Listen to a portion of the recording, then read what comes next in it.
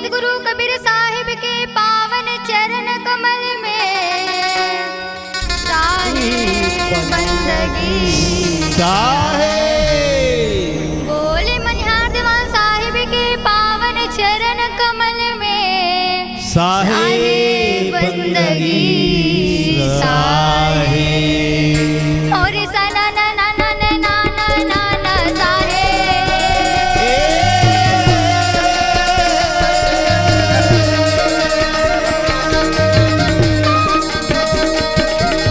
सुनता का मंडल दर्द लागे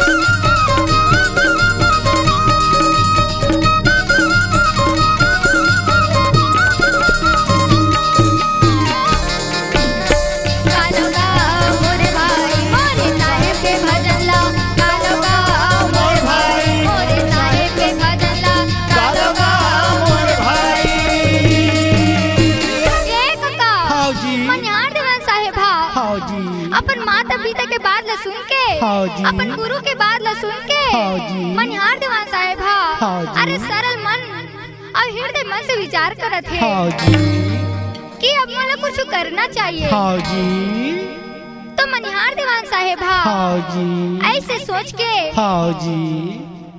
जब मनिहार दीवान साहेब के माता पिता कहते बेटा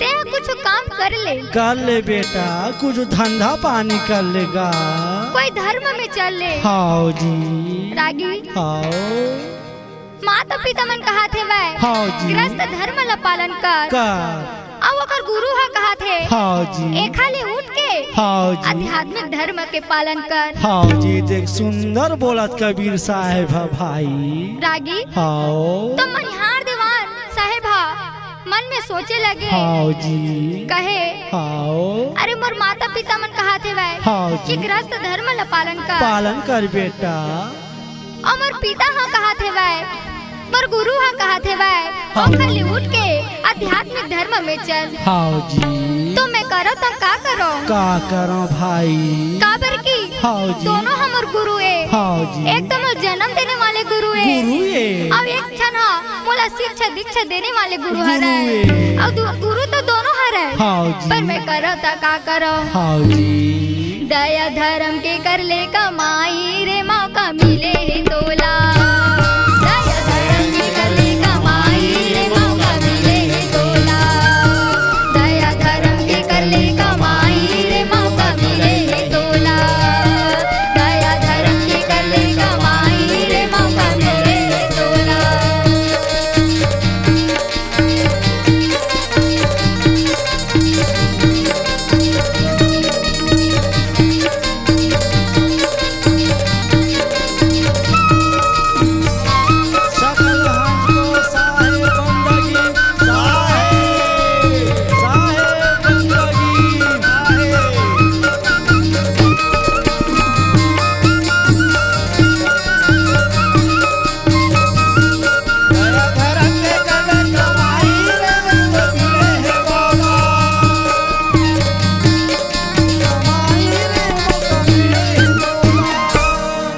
रागी तब के दरी मनिहार दीवान साहेब साधु के भेष धारण करके पहुंची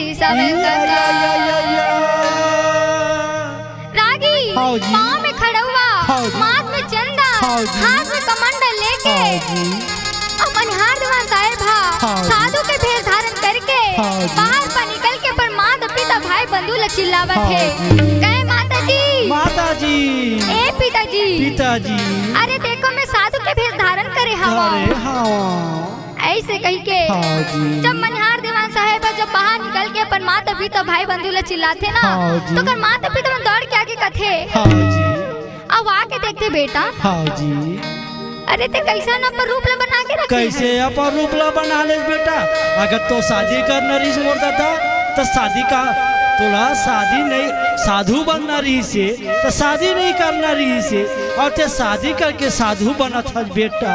बहुत दुख के काम है रे बहु बिचारी नावा नावा है।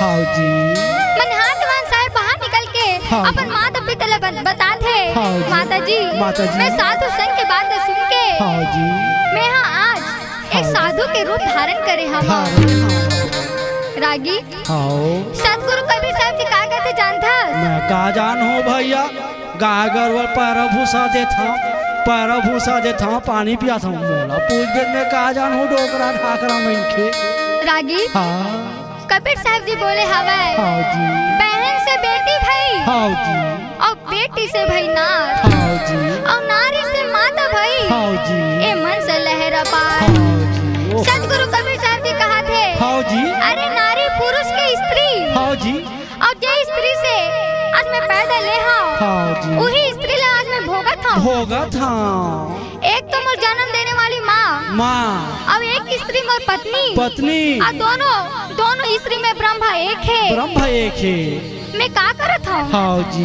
अरे मैं जैन योनि से पैदा ले हाँ जी वही योनि ला आज मैं भुगतत हूँ भोगत मैं भोगत हूँ हाँ जी ऐसे सोच के हाँ जी रागी हाँ अरे जब एक बिच्छू काटे हाँ जी तो कितना पीड़ा होते आदमी ला 24 घंटा भैया बिच्छी नशा नहीं उतरा ईमान गौ दूसरा के पानी चोरा के रहे ना तो मुँह फोड़ते हमें गोड़े जमा दी सारे पानी चोरा रहा है जब तो बिच्छू का अवसर बताऊँ रागी अब सोच अरे जब एक बिच्छू चापते तो आदमी कितना पीड़ा होते वैसे जब एक संतान ला पैदा करते ना तो 10,000 बिच्छू चापते वैसे आदमी ला पीड़ा होते फिर भी आज के आदमी मन का करथन कहते अरे मोला ये नरक से निकाल दो मैं भवसागर में आके मैं तो धर्म के पालन करूँ सत्य के रास्ता में चलूँ सत्य के उद्देश्य ला देहूँ कहे बेटा अरे ये ला तो पहले समझाए हम अत्यक सुंदर सत्य लोग ला छोड़ के ते कहाँ मृत्यु लोक में जाता पर ते नहीं समझे बेटा अरे अब जब 9 महीना पूरा हो ही ना तभी ते बाहर आ सकता बेटा भवसागर में आ सकता 9 महीना तक ले तो जेल में रहे लगी बेटा खुश रहे रहा पेट भीतर कहा थे है नहीं तो पहली बार हमार समझाया बेटा इतना सुंदर सत्य लोग ला छोड़ के ते मृत्यु लोक में मत जा लेकिन ते मोर बादला जरा भी देखा नहीं करे हवा मोर बादला अनदेखी कर दे अब जब 9 महीना पूरा होली ना तबे भवसागर में ते आबे एकरे से के है ना ते हम मत जाकी के माने नहीं है हाँ जी रागी अरे जब 9 महीना पूरा होते ना तो जब बाहर निकलते तो का कहते जानता नहीं जाना भाई मोला कहूँ पूछे मैं का बताऊंगा माया के बाजारी हाँ माया के बाजार माया के बाजारी हाँ माया के बाजार दुनिया ही माया बाजार का दुनिया ही माया बाजार माया के बाजारी हाँ माया के बाजार माया के बाजारी हाँ माया के बाजार दुनिया है माया बाजार गा दुनिया है माया बाजार दुनिया है माया बाजार गा दुनिया है माया बाजार माया के बाजारी हाँ माया के बाजार माया के बाजारी हाँ माया के बाजार दुनिया है माया बाजार गा दुनिया है माया बाजार माया के बाजारी हाँ माया के बाजार माया के बाजारी हाँ माया के बाजार दुनिया है माया बाजार गा दुनिया है माया बाजार दुनिया है माया बाजार गा दुनिया है माया बाजार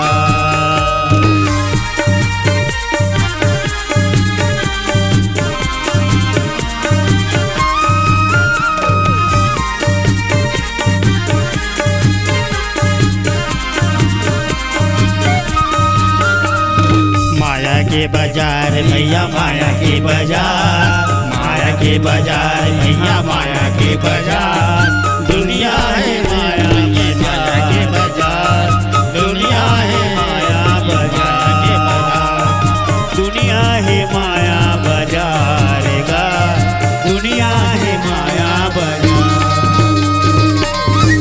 कथे हाँ जी अरे दुनिया सब माया के बाजार माया है। के बाजार है भैया, बस आँखी के सपना है दुनिया देखत भर रहा ये सब मोह माया है। हाँ अब जी। अगर ते मोह माया में फंस जाबे ना हाँ जी। ते दुनिया में तो कोई काम नहीं कर वाह, सकता। अभी रास्ता में आवत आवत हमें सुंदरानी दादा घर आए ना, तो रास्ता में आवत आवत 4 जन कभी पंथी पहुंचा दे। अच्छा अभी माया के बाजार का आता तो हमन और पूछ पड़े कस रे भैया तुम तो कभी पंथी का दिखता होगा कैसे करत हो के तो मैं कहते हम तो कभी पंथीन भाई।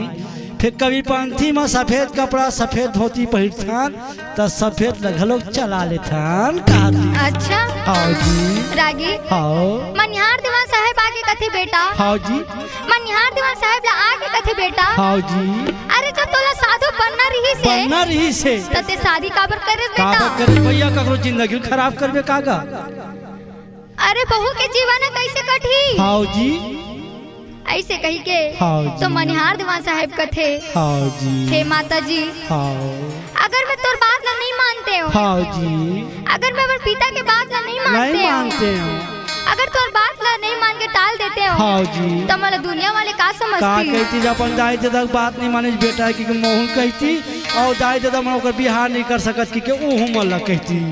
मोला सब दुनिया भर के मन गलत समझती। हाँ जी सही बात है भाई। अब ये बेटा के कर्तव्य हवा हाँ है जी। कि माता पिता के हाँ जी। बात ला सुनना बात ला मानना हाँ जी और सेवा माता पिता करना। की सेवा करना हाँ जी ये बेटा के कर्तव्य हाँ है। भाई ये धारा में गा फिर का करबे आजकल ऐसा ऐसा बेटा है दाई दादा का मर्डर करके पैसा धर के भाग जाती डोगरी दाई बाबा के मर्डर कर देते का चीज की खाती भाई।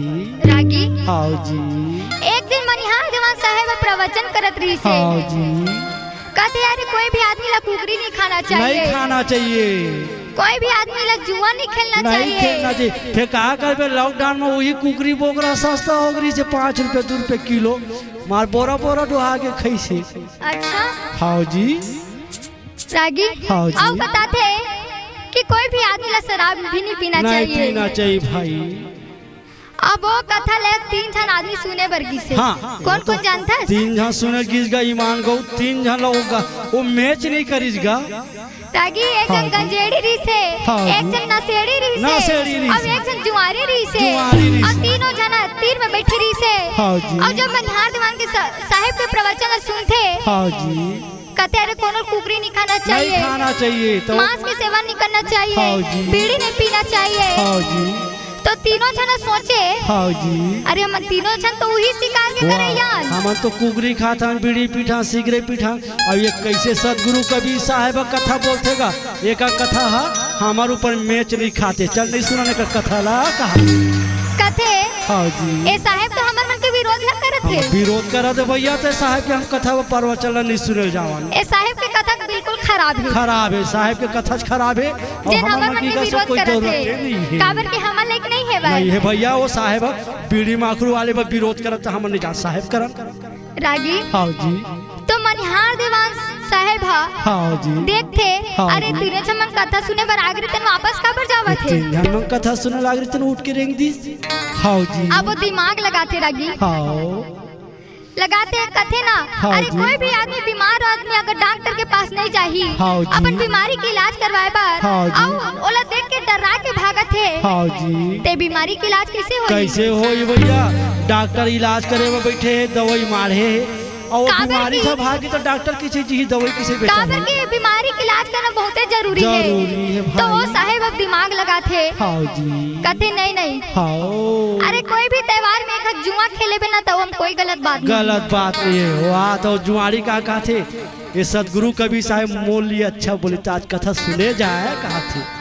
अरे अगर महीना में अगर ते शराब भी पिया था वाह तो मैं कोई गलत बात नहीं वाह है। ये सदगुरु बहुत एकदम सुंदर है भाई कबीर साहब हमला शराब पिए बर कहा मतलब हमारे लिए अच्छा है सदगुरु कबीर अब साहब। वो नशेड़ी यहाँ कहा थे हाँ जी। अगर एक दिन में वो साहेब का थे नशेड़ी ला हाँ जी अगर एक दिन में ते बीड़ी पी लेबे ना एक ठान एक ठन हाँ तो जी। मैं कोई बात नहीं है। वाह देख, ये तो सदगुरु कबीर साहब बड़ सुंदर साहब है भाई। हम पीने खाने वाला सपोर्ट करत है, देखा कथा सुने जाबू भाई। हाँ जी रागी हाँ जी अब वो सोचते हाँ जी। कथे अरे महाराज ए साहेब तो हमरे के लिए कथा बोला थे। वाह, साहब बड़ा सुंदर साहब भाई हमरे विरोध में बोला थे। अब जाके कर प्रवचन कर कथा ला सुनना चाहिए। हाँ जी वो हमरे पक्ष में हैगा। अब तीनों कथा ला सुने पर बैठ गए रागी। हाँ जी जब कथा ला सुने पर जाते हाँ जी तो वो नशेड़ी कथे का कही थे। साहेब हाँ जी ते अभी बोले रहे ना हाँ जी। अगर बीड़ी पी एक दिन में हाँ जी और अगर वो आदमी बीड़ी पी तो कुत्ता कुकुर नहीं नहीं चाहबा जेन बीड़ी पी तेला कुकुर नहीं चाहबा। तो कतका सुंदर कबीर साहब बताए भजन ला। तो कहे हाँ जी अगर बीड़ी पी तो कुत्ता नहीं काटना नहीं काटे भाई। तो वो कैसे साहेब। अब मोला पूछबे दाई तो मैं का बताऊं। ओ साहेब कथे बेटा हाँ जी अरे ते बीड़ी पीबे हाँ जी तोर फेफड़ा हाँ जी। खराब होही। हाँ जी ते लाठी पकड़ के रेंगबे रेंग दे त तोला कुत्ता कहाँ ले कहाँ जाही। जाबी दादा तो फेफड़ा जल के लाठी धर के रेंग दे। कुकुर वो लाठी से देख के भागी कहाँ चाबी तोला। ओ तो कुकुर तोला तो लाठी देख के धुरिया भाग जाही। दूरिया भागी त वाह। तोला कहाँ ले कुकुर चाबी। हाँ जी अब गंजेड़ी कथे साहेब हाँ जी ते गंजेड़ी के लिए एक बात और बोले हस बोले हवा। कि अगर ते दारू भी अगर पी लेबे हाँ जी तो बुढ़ापा नहीं आवे। वाह दारू पीबे बुढ़ापा नहीं आया मतलब अमर हो गए भैया ऐसे कहा तो थे। कैसे साहेब। हाँ जी तो वो साहेब कथे बेटा अरे ते शराब न पीबे हाँ जी तोर किडनी खराब होही खराब होगी त ते जवानी में मर जाबे मर जाबी। त तोर बुढ़ापा कहाँ लाइसगा बुढ़ापा जवानी में बेतर बुढ़ापा अभी नहीं करी। वाह कबीर साहेब कतका बड़ा सुंदर भजन लिखे रागी। भाई। हाँ अब वो तीनों नशेड़ी गंजेड़ी हाँ जी जुआरी सोचे लगे हाँ जी। कहे साहेब है। हम गलत धर्म में चलत रहे हम अपन गलती के एहसास हो गए हाँ साहेब। जी। अब हम अच्छा धर्म में चलबो हाँ जी। शराब दारू बीड़ी मांस मटन की सेवन नहीं करत। अब हम अच्छा धर्म में चलबो हाँ जी ओ पापी मन वाह, कर वाह। ले भजन मौका मिला है तो कर ले जतन बाद में प्यार पछताएगा जब पिंजरे से पंछी निकल जाएगा जब पिंजरे से पंछी निकल जाएगा।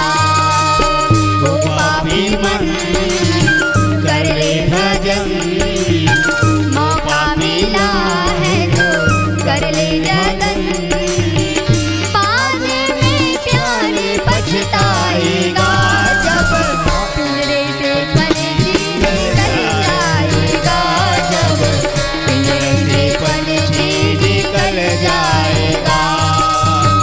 ओ पापी मन कर ले भजन ओ पापी मन कर ले भजन।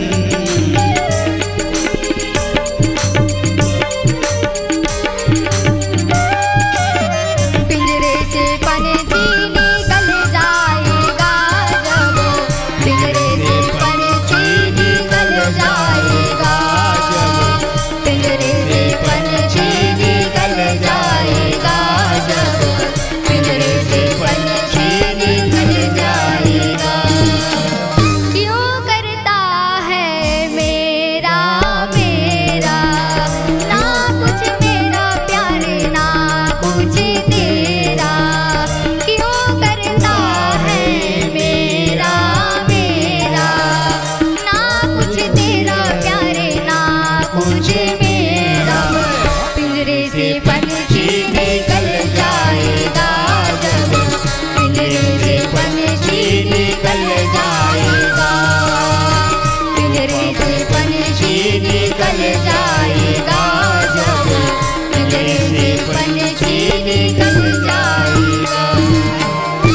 तो तीनों हाँ जी नशेड़ी गंजेड़ी जुआरी ला हाँ जी। अपन गलती के एहसास हो जाते हाँ जी। और अपन गलती के सबक मिल जाते हाँ जी। कथे साहेब साहेब। हम ऐसा कोई काम नहीं करा नहीं करल साहेब। हम शराब दारू जुआ के ओला हाथे नहीं लगा अब हाथे नहीं लगावन साहेब अतका बड़े हमार बीमारी ते कार दे भैया एक प्रवचन के माध्यम से। है नहीं हाँ जी, रागी हाँ। तो मनिहार देवन साहेब कहा थे हाँ जी, अरे अभी सिर्फ हमें शादी भला करे मैं हम, शादी भला करे हाँ भैया। लेकिन अभी गौना तो बाँचे है ना। गौना बचे भाई, गौना करा के तभी लाए नहीं हाँ। मैं अभी गौना करा के तो लायक नहीं हूँ। हाँ जी, रागी हाँ अपन माता पिता ला प्रणाम करके हाँ जी, अरे बीच गली में जावे ना हाँ जी, तो सब गांव के देख के मन ताना मारे। ताना मारा त्रिज भैया, ये कैसे पगला आगे का दादा ये साहेब कहा थे। अरे वो साहेब ला ताना मारे रागी, हाँ जी। कहे अरे माता पिता की सेवा करे के डर में, हाँ जी, कमाए खाए के डर में डर मा अपन आप ला साधु के भेष धारण कर डरे साधु बना छे दाई दादा सेवा करे के दुख माँ साधु बना छे भाई, ऐसे बोला छे अब साहेब। मनिहार देवा साहेब के माते पिता और बार बार समझाए कहे बेटा हाँ जी, अरे जब तुला साधु बनना रही से ना बना रही से तो शादी मत करे रहते, हाँ मत करे रीते दादा। ऐसे कही के हाँ जी। मनिहार देवा साहेब के माता हाँ जी, बिलक बिलक के रोवा थे हाँ और कहा थे हाँ जी, ते शादी अगर हाँ जी, कर ले हवास हाँ जी, तो तुला गौना करा के लाभ ही लेना चाहिए। लाना चाहिए भाई, सही बात बोला थे गा। सब मनिहार देव साहब ला हाँ ओकर जी। पास पड़ोस के मनहा हाँ ओकर जी। संगी साथी मनहा हाँ। ओला सब जना देख के ताना मारा थे भाई, ताना मारा अरे थे। कमाए के डर में हाँ अपन जी। आप साधु के भेष धारण कर डरे कैसे है, साधु के भेष के धारण करे है। पत्नी ला लाए के डर में कमाए के डर में हाँ जी। अपन आप साधु बना डरे साधु हवा। बना थे, कोड़ी हई करा थे, घर के लोग लइका माला पाले पोसे के डर माँ कहा थे। है नहीं हाँ। तबे तो कथेगा का? डारले टूटे के पाना गिरे देखो भुइया हाँ। मजी, डारले टूटे के पाना गिरे देखो भुइया मजी, डारले टूटे के पाना गिरे देखो भुइया मजी, डारले टूटे के पाना गिरे देखो भुइया मजी, तारा होगे सुनाना ये पाना के बिना ना, तारा होगे सुनाना ये पान के बिना ना, तारा होगे सुनाना ये पाना के बिना ना, तारा होगे सुनाना ये पान के बिना ना, तारले टूटे के पाना गिरे देखो भुइया मजी, तारले टूटे के पाना गिरे देखो भुइया मजी, तारले टूटे के पाना गिरे देखो भुइया मजी, तारले टूटे के पाना गिरे देखो भुइया मजी, तारले टूटे के पाना गिरे देखो भुइया मजी। बोली मनिहार देवन साहिब के पावन चरण कमल में साहेब बंदगी